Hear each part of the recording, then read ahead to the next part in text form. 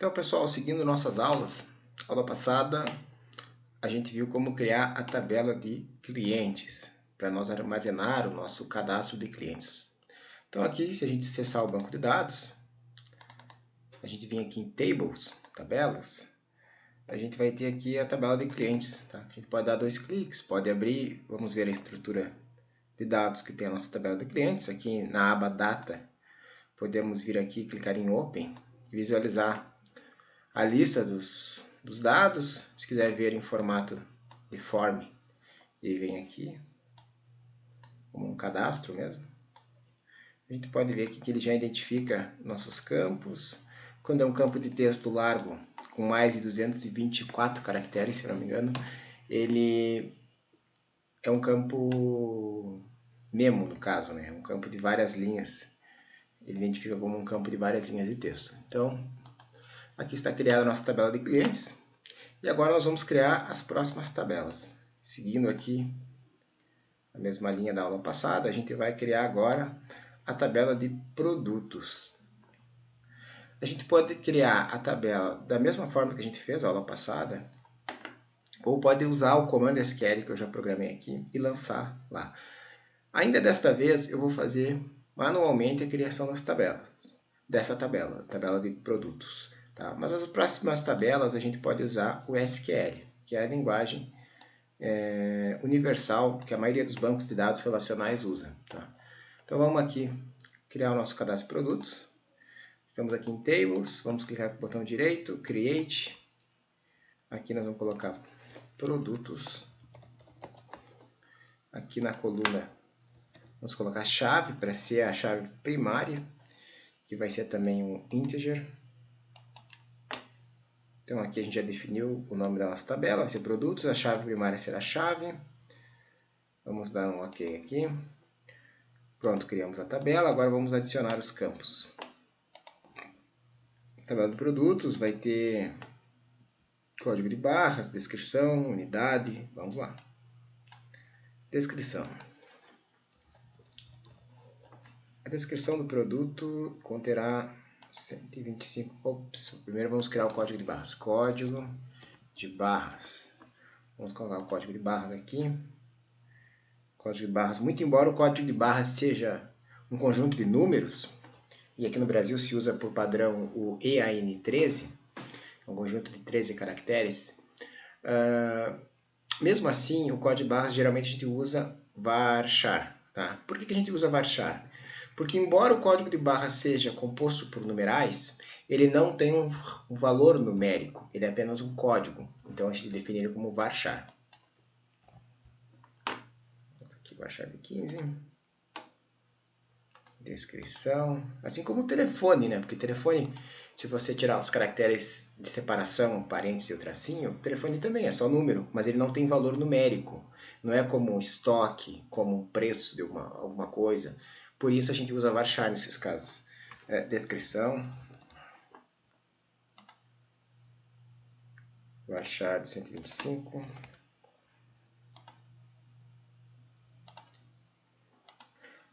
Vamos colocar aqui a unidade.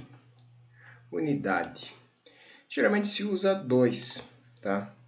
O que significa a unidade? A unidade é a unidade de medida com a que a gente vende aquele produto. O produto é vendido por quilo, vendido por unidade, vendido por litro.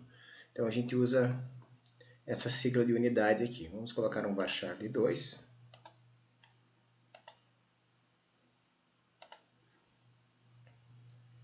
Preço de compra, preço de venda. Em programação, a gente nunca usa espaço, a gente usa sempre um underline, tá? Poderíamos deixar tudo junto? Pode deixar tudo junto, preço, compra, tudo junto. Às vezes, por um conforto visual, de entendimento, o pessoal usa, no lugar de onde seria um espaço, usa o underline. Tá? Então, aqui a gente colocou preço, underline, compra, do tipo Double Precision, é o valor numérico, né? O preço de compra do produto, o preço de venda. Aqui nesse caso a gente está colocando tanto o preço de compra como o preço de venda, porque isso vai nos ajudar, uma vez estabelecido o sistema, a ter um relatório de lucratividade, né, a ver quanto se obteve de margem de lucro. Então, por isso, como eu falei nas aulas anteriores, a criação do banco de dados é muito importante, tanto no processo de manutenção do sistema, como de extração de informação. Porque um sistema de informação a gente alimenta ele com dados, que são alimentados nas tabelas, e a gente extrai desses dados a informação. A informação é como se fosse o produto manufaturado de um conjunto de dados. Então, fazendo uma alusão à fabricação de algum bem que a gente usa, por exemplo, a madeira são os dados, né? A madeira, o metal.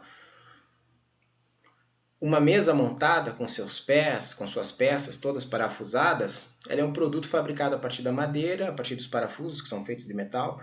Então, a informação é o bem mais precioso que o sistema produz. Tá? Porque a informação ajuda o tomador de decisão, o administrador da empresa, a poder extrair as informações corretas para a administração do seu negócio. E daí, o maior benefício de se ter um sistema de informação computadorizado é poder extrair informações de forma rápida, de forma clara e objetiva, e por isso que é importante a gente projetar muito bem o nosso banco de dados. Então aqui a gente criou o campo de preço de venda, Double Precision, vou dar um OK aqui.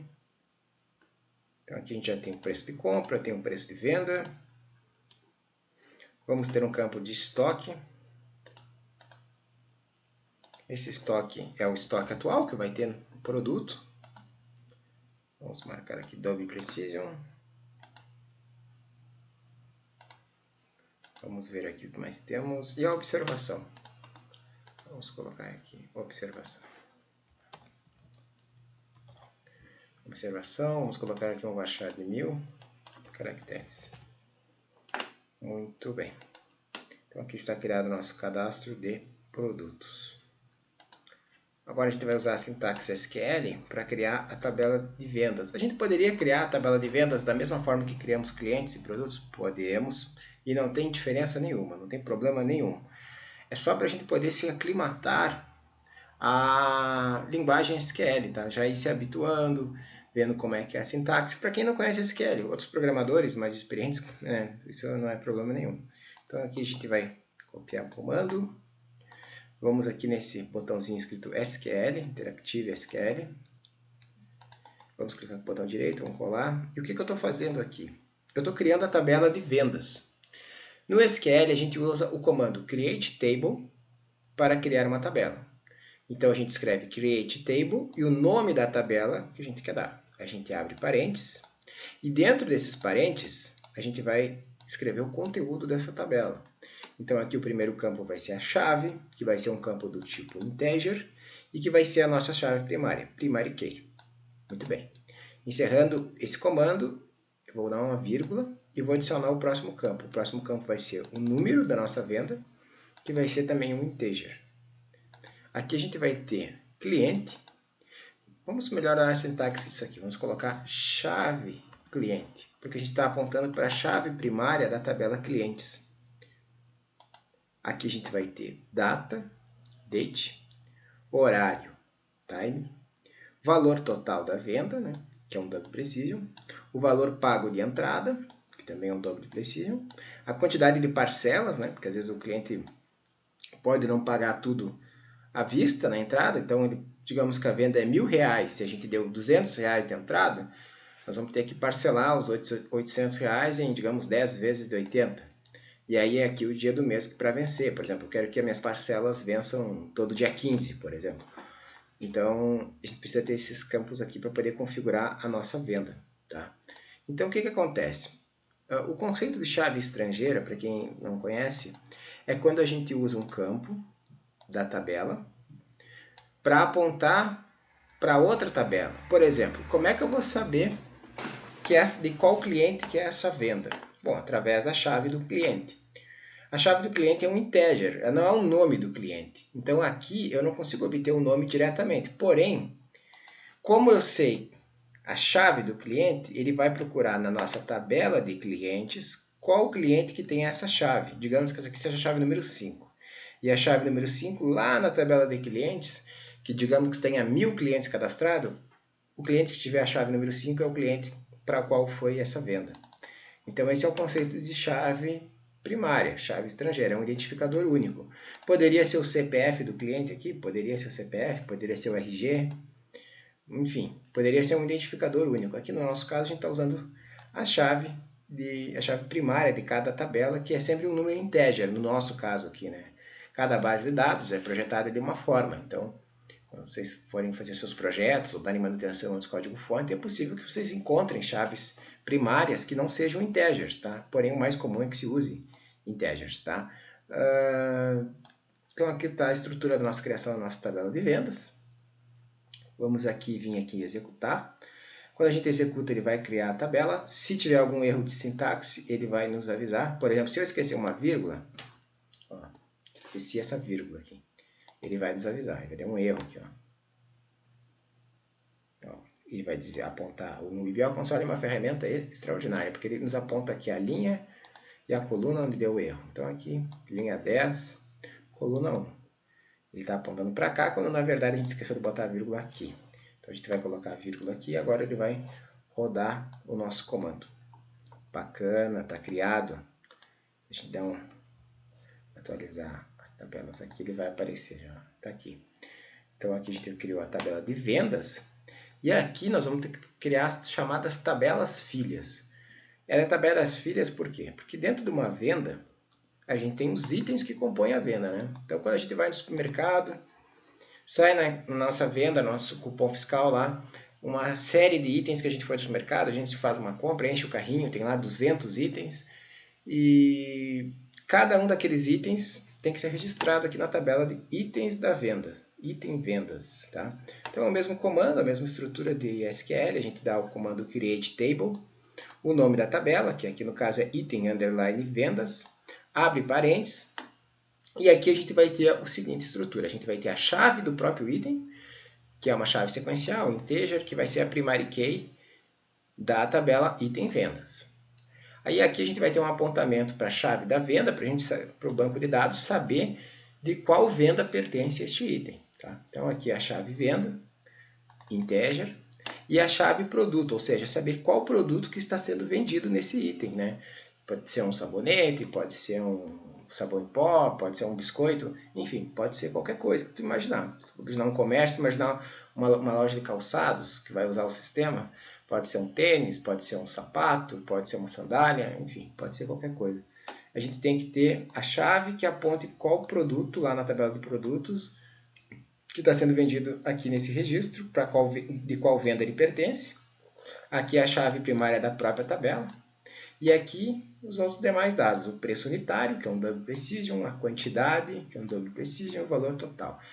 Aí pode vir perguntar, poxa, mas a quantidade podia ser um inteiro, como é que eu vou comprar meio tênis? Não tem como. Porém, se o sistema for usado por um comércio que utilize venda a quilo, venda a litros, aí pode ter uma venda com uma quantidade com valor fracionado, né? Então, quando a gente vai no supermercado, a gente compra o quê? 1,250 kg de carne, enfim, né? Então, essas possibilidades. Então, a gente cria um sistema para ser o mais dinâmico e flexível possível também, tá?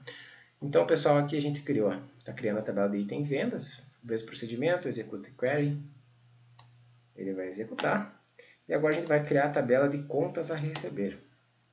Muito importante. Toda venda, toda operação de venda ou de compra, aqui no caso, nosso sistema, a gente está fazendo apenas a operação de venda, tá? Então, toda venda gera uma receita. Essa receita é uma conta a receber. Então, é através da tabela de contas a receber que nós vamos conseguir obter os relatórios financeiros do que entrou na empresa de receitas, tá?